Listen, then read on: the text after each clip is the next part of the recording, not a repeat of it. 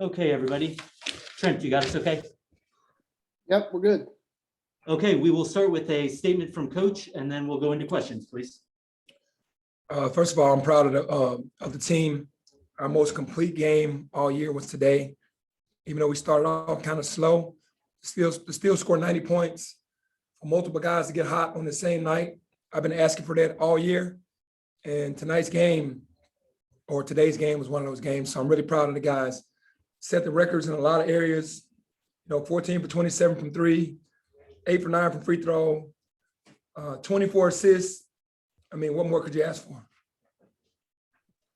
Terry, first question. Hey, Coach, 2 questions for you. When you this year, you want your team to win and win the right way. Is this what you was talking about? And secondly, a lot of people in Memphis want to know, why are you going to the Memphis State uniforms this offseason? Well, first of all, first question, I'm sorry, because that Memphis State threw me off. What was the first question again? The first question is, earlier this year, you talked about winning and winning the right way. And then, is this what you mean by winning the right way? Yeah, for sure. It takes a lot of work with this group because they get a little distracted. So I'm always screaming and yelling because I try to keep us level-headed and locked in for the entire game. But this is the type of game that I'm talking about, where we put everything together and played exceptionally well in all areas of the game. And the Memphis State jerseys came to us right before we went to conference tournament. That's why we've been playing with those conference tournament in conference tournament and in NIT. And I'm very superstitious. So we're winning with them. Why are we going to get out of them? But it's no disrespect to the University of Memphis or anything. It's still the same thing to me. And we're wearing those because we're winning in them. Jason? Hey, Penny, can you tell us how shoot around went yesterday? It sounds like it was a little tense based on some of the things the broadcasters were saying during the game, that you had to kind of get on the guys a little bit. And if that is indeed how it went yesterday, obviously your point got across to the guys. Well, I mean, like, this group isn't as focused as it needs to be all the time. They think we're just going to roll over and teams are going to let us win. And when we're going through shoot arounds, we have to be locked in. And some of the guys weren't locked in, and we just have to tell them, hey, man, this is the chance to go to the finals of the NIT. We're not taking Colorado State lightly. We have to lock in, and we have to get on a couple guys, and then everything was better. For sure, you just got to stay locked in. That's my job, to make sure everyone stays locked in. Anthony? Go ahead, Bruce. One quick follow-up. Do you think you'll have to worry about them being locked in tomorrow? I don't think so, because it's for the championship. I think when you get an opportunity to win a ring, there's a lot of motivation there, and we're not overlooking anybody. We're playing good basketball. We know who we are. And I don't think that we're going to have to tell guys tomorrow we're playing for a championship. They already know that, and they're going to come out ready to play. Anthony? Congratulations on the win, Coach. Thank you. It seems like in this game, you played Musa later in the game than you have in previous games. What were you seeing that the other team was giving you that allowed him to get those minutes later in the game? Well, they had a big out there that wasn't going to try to isolate him. And he could definitely just plug up the hole and then get back to that big. When they put number 21 at the Roddy at the big man, we had to take him out. But we played him late because they kept number 11 out there to try to shoot some threes. And that helped him stay on the floor. But when they went small, they tried to do it in the first half. We went small. And then they tried to do it later in the game. But I put him out there because they had number 11 and number 10 on the floor. And what was the mood of the team like in the locker room right after the game?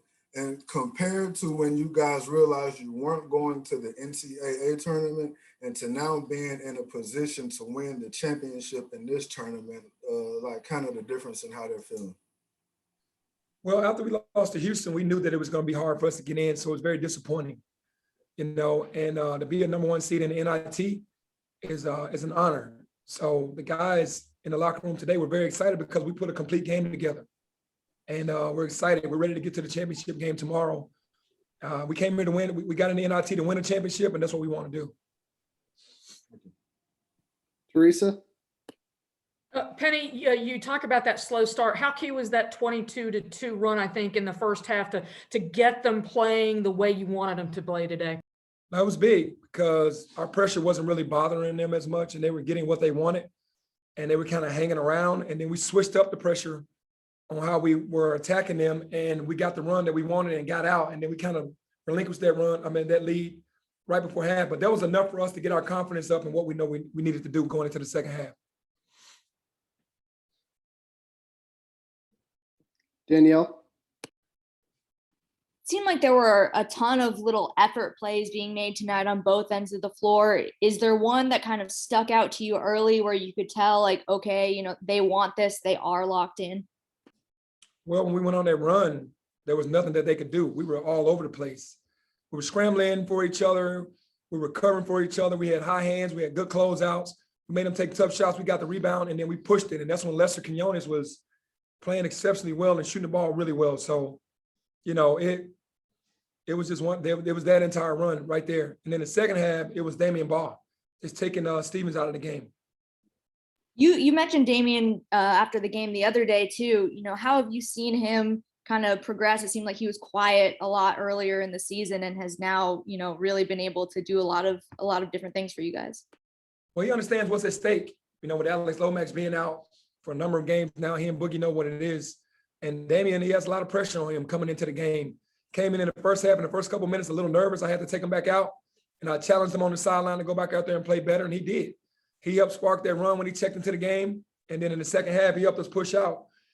He and DeAndre Williams. DeAndre had 4 steals. I mean, those guys really just sparked the defensive side of the ball, and we pushed out. Clayton, last question. Hi, Benny.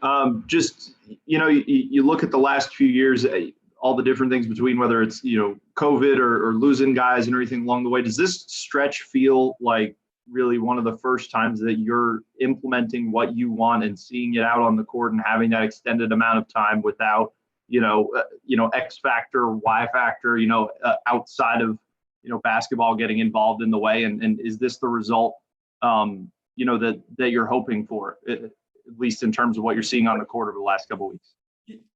Yeah, for sure. Because my first year, I didn't have a chance to put anything in. It was Coach Tubby's team. We had a veteran team, a lot of seniors. Didn't put anything in last year, having the youngest team, James Wiseman being out, DJ getting hurt. Really didn't put a lot of the defenses in, just tried to play basketball. This year, with the 2 pauses that we had for COVID, it allowed me to put everything in that I know that was going to help us be able to adjust in the game. I didn't have it when we went to South Dakota, and then DeAndre Williams didn't go. I didn't have it against Auburn. Didn't have it against the teams that we needed to beat to put ourselves in a conversation for the NCAA. And when we had those 2 pauses, I put everything in that I knew defensively. And now this is the style of basketball that you guys are seeing. That is finally the basketball that I played at Lester Middle, Team Penny when I was with Team Penny, and at East High School that won me those championships. So it's here now. This is our culture, and this is who we are. And if I could follow up, Trent, if we're done on time, I understand. I think we need to move on. No worries. Sorry. Thanks, Clayton. Thank you, Coach. Okay, thank you.